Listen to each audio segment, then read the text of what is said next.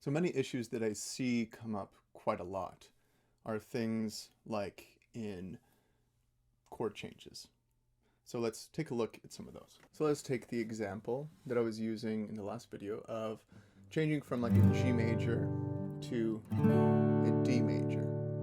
Now, this change for a lot of advanced people or intermediate players isn't such a big deal. But if we try to look back, and for some of our beginners in our audience, let's take a look at how we could approach this. Let's say we hear this type of thing happening with that D chord. Now, the shape looks okay, right?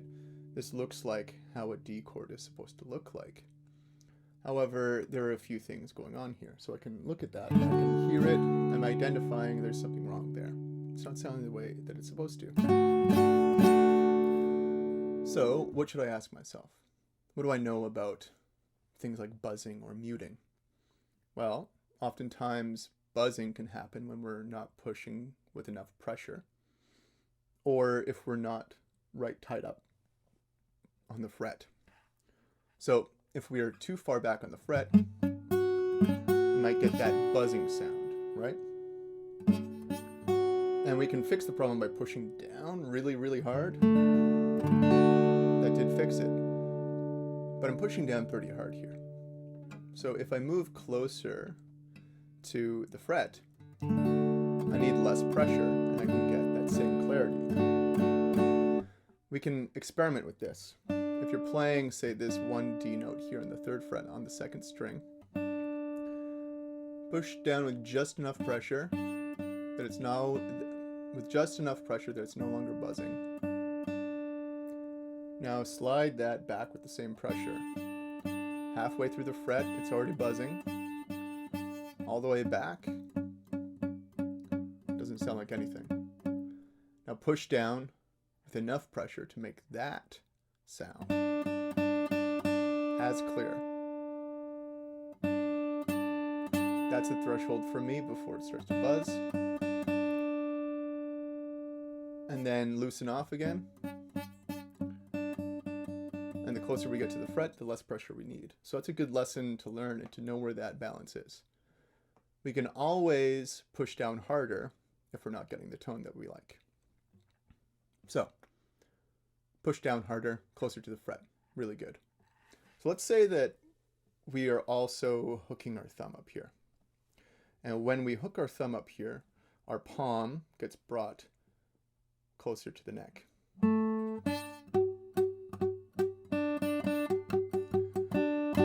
So this isn't even actually all that exaggerated. But I'm not pushing down with as much force as I usually can, because usually I'm pushing against that thumb to help. I'm pushing my fingers against the neck, and my thumb is pushing as well. Remember that our thumb muscle is probably the strongest muscle in the hand, and so we want to utilize that. We can't just be pushing against the neck with our fingers. We want to be using the thumb to get that good advantage. Also, when we're hooked like this, it also pulls our fingers in this downward kind of angle, which is forcing this finger to lay down onto that 1st string. So I'm not even really trying to make this note buzz all that much. It's just kind of happening when I'm in this position. And so what do we do here? We can think, I can drop my thumb, which forces my palm a little bit more forward. I can bend my finger more. If I'm back here, I can't really bend my finger all that much to let that 2nd fret F sharp on the 1st string sound through.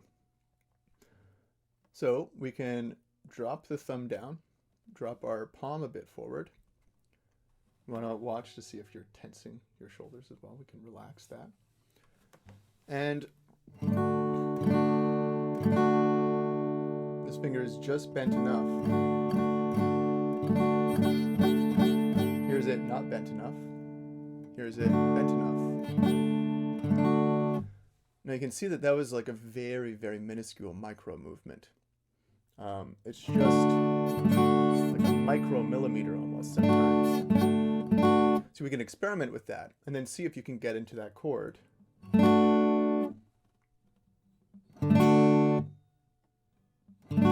And have it be the same way every time. So we're avoiding that mistake. Our thumb might be creeping up again, we kind of push it back down. You can see that when my thumb comes down here, my hand straightens out. If I am still like this, because our elbow is tucked in, we can release our elbow a little bit as well to hang down a little bit. More out like this.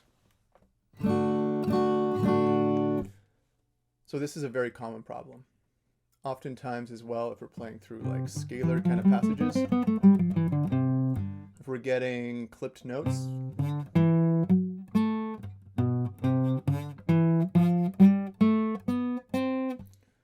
that problem is coming from not being close enough to the fret and not pushing down with enough pressure. It can also be that we're picking the wrong strings. So we also want to give our right hand some attention, right? When we're giving our right hand that attention, usually the right hand is often neglected with guitar players. We think that it should just be able to follow what we're doing when we're focusing so hard on what the left hand is doing. This is all the quote-unquote difficult stuff over here, that we assume that the rhythm should be synced up already.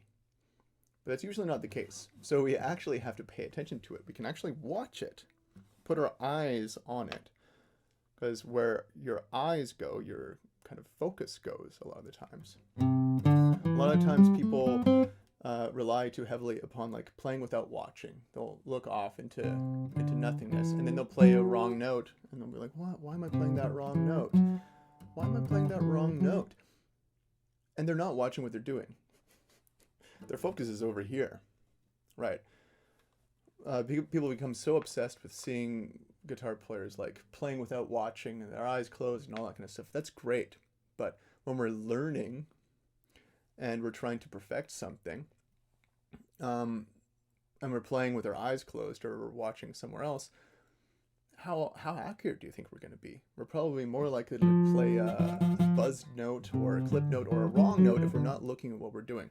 We want to have our eyes where we're focusing.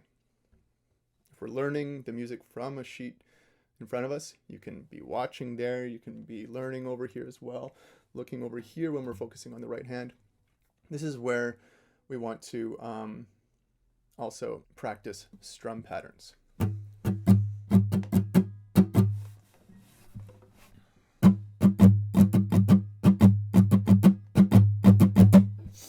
I'm having my arm kind of way up here so that you can actually see it on both cameras.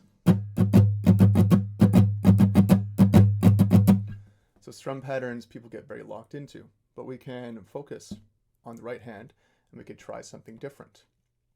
By the way, strum patterns are not usually defined by the direction of down and up, like a lot of people think they are.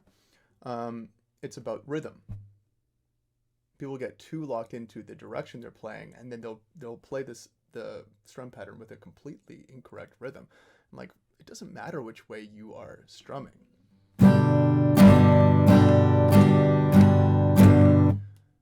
They should sound kind of the same, right? A little bit different, but not really that much different when we're playing at full speed.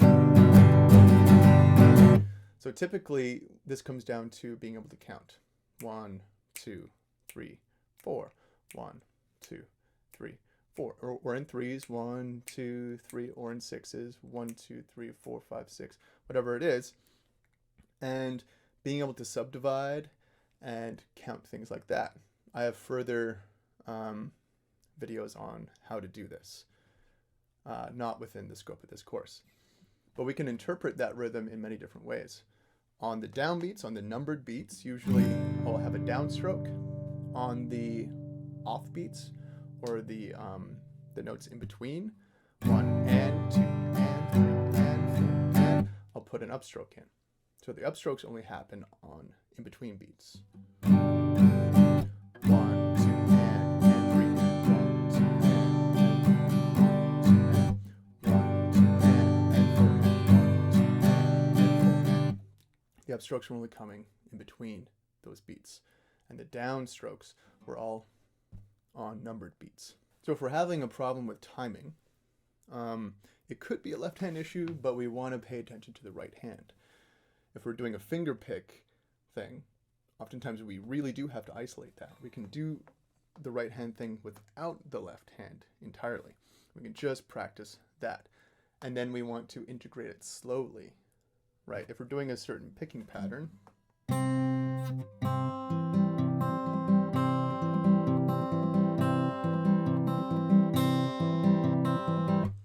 want to do that nice and slow. We can even chunk that into two pieces. Just that.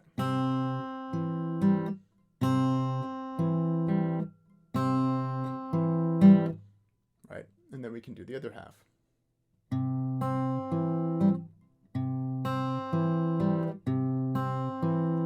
Put it together.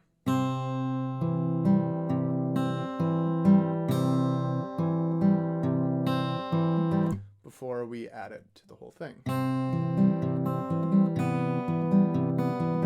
And so on.